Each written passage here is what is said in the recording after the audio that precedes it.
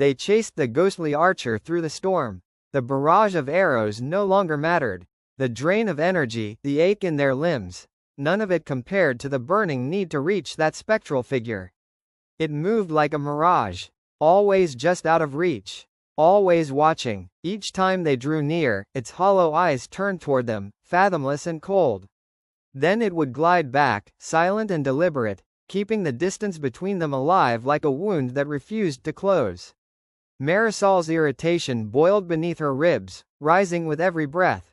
She could hear Jamie and Jamina's ragged exhalations echoing in their obsidian helmets, their steps heavier with each stride. Even Zolo, who had managed to lunge closest to the archer, gave a low, frustrated whine before slowing. His armor shimmered faintly, cracking at the edges. "We can't keep this up," Jamie rasped, golden light dim around him. "We'll collapse before we reach it. I can barely stand as it is." "He's doing it on purpose," Jamina said between breaths. "Keeping close enough to bait us, but never enough to strike." "He's leading us somewhere, or keeping us from something," Marisol murmured, slowing. Her pulse still pounded with anger and unease. "Either way, we need to rest." The three drew in close, their obsidian armor melting together to form a small, tight dome. The sound of arrows resumed almost immediately, sharp, rhythmic, constant. Marisol leaned against the cool glassy wall, closing her eyes for a moment. The vibrations hummed through her body, grounding her. As long as the sound continued, she knew where she was. The silence, that would be worse. "This is going to be harder than I thought," she admitted quietly. "So, what now?" Jamie asked, lowering his helm so his voice wasn't muffled. He took in long breaths even though they didn't require air. It was a habit, a way to feel human again. "We keep going," Marisol said. "But slower. Like a turtle, steady, protected. Until that thing decides to make a move." Jamina frowned. "I hate this. Every trial before pushed us forward. At least then we knew where we were going." She wrapped her arms around Zolo, who now sat unarmored, and warm. The dog licked her cheek, tail flicking lazily. "The gods don't like us getting comfortable," Jamie muttered, his tone dry but his hands gentle as he scooped Simi from his shoulder. For once, the owl didn't resist, letting herself be cradled in his palms. Her feathers brushed faintly with gold. Marisol gave a tired smile. "Maybe that's the point, to see how far we'll go when there's no direction left." No one replied. The sound of the arrows filled the silence instead, steady, unending. The dome vibrated softly, almost like a heartbeat. Inside, the three priests to be breathed in unison, trapped between stillness and motion, waiting for the next move in a game they could no longer see. Marisol had rested just enough to feel her confidence return. The ghostly archer hadn't moved again. Odd, but she had learned not to question the rhythm of the trials. "You survived them one heartbeat at a time. Ready?" she asked, standing. Obsidian dust stirred around her, marching in neat, flowing lines, like an army of shadows answering its general. She inhaled, then exhaled non-existent air, her heartbeat steady, matching another's pulse. She could feel her goddess thrumming within her. Aksochi glimmered from within a small obsidian dome on her chest, his pink energy pulsing toward her heart, feeding the fire within. Jamie merely grunted, his usual boyish ease buried beneath a mask of focus. Simi puffed up indignantly but did not hoot, her golden eyes burning bright. Energy crackled from her claws into Jaime's head, flares of gold igniting in the tower helm's two sets of eyes. Jamina reached for Zolo. As her hands massaged his smooth skin, obsidian dust poured over his body like a living tide, forming his sleek panther armor once more. He barked sharply, determined. Jamina smiled, reassured, grounded. She took a deep breath and held it, feeling her pulse sync with the earth and the goddess that watched over her. Then, as she exhaled, a wicked grin curved her lips. She hugged Zolo tight. The dog gave a startled whine but wagged his tail all the same. Their dome retracted, the obsidian folding inward, thickening their armor until they gleamed like walking statues of black glass. Then the world went still. The arrows had stopped. 3 archers stood before them now, skeletal, hollow-eyed, each holding a bow strung with silence. They moved in eerie synchronization, their empty sockets trained on the trio. Before Marisol could speak, Jamina bolted forward, sprinting faster than Marisol thought possible. Zolo matched her, his armor blazing with violet-red light, as if fire. It cloaked him in waves of violent energy. Startled, the skeletal archers split apart, repositioning with inhuman speed. 3 bows rose in perfect unison, each glinting arrow tip aligned with a target, one for each of them.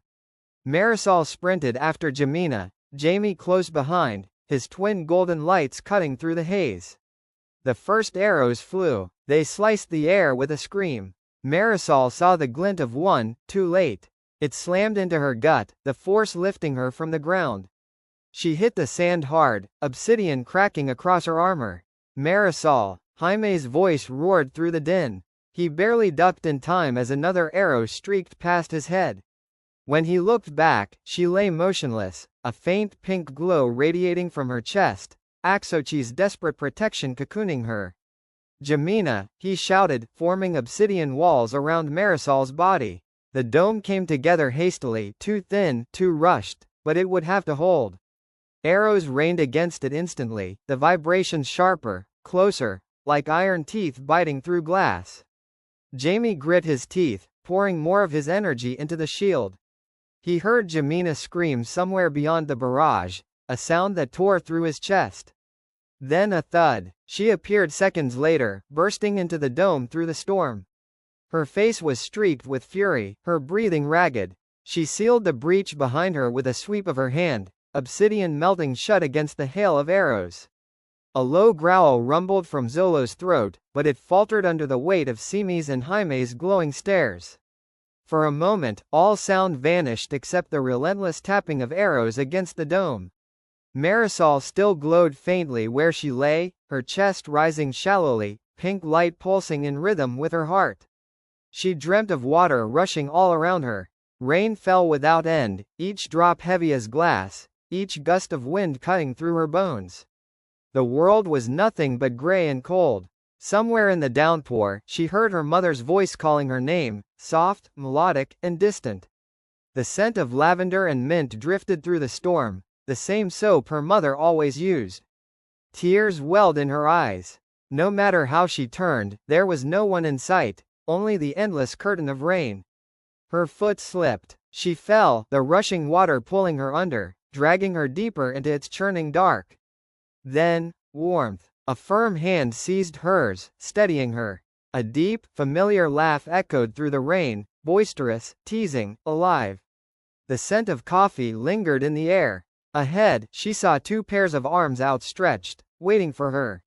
She fought against the current, straining to reach them, desperate for their warmth. But the water surged again, swallowing her whole. She gasped awake. Sweat soaked her skin, or so she thought, until she realized mist was gathering around her, rising from the floor.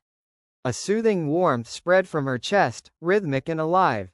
Axochi pulsed there, sharing his energy, his faith, into her fading strength.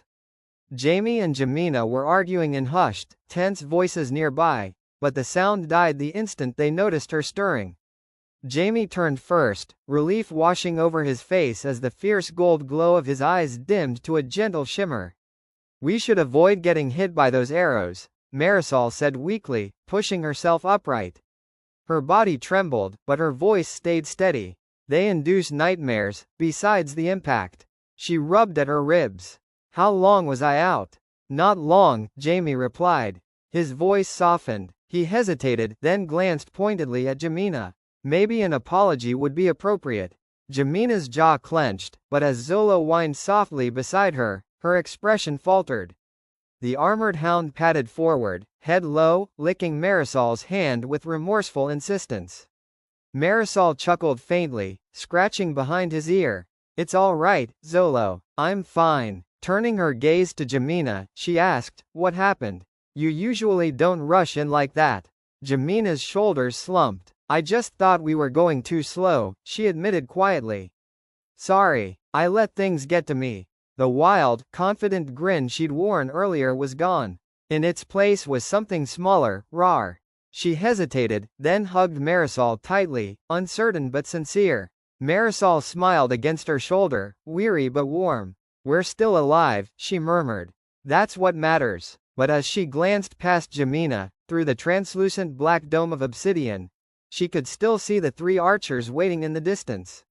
Silent, unmoving, and watching.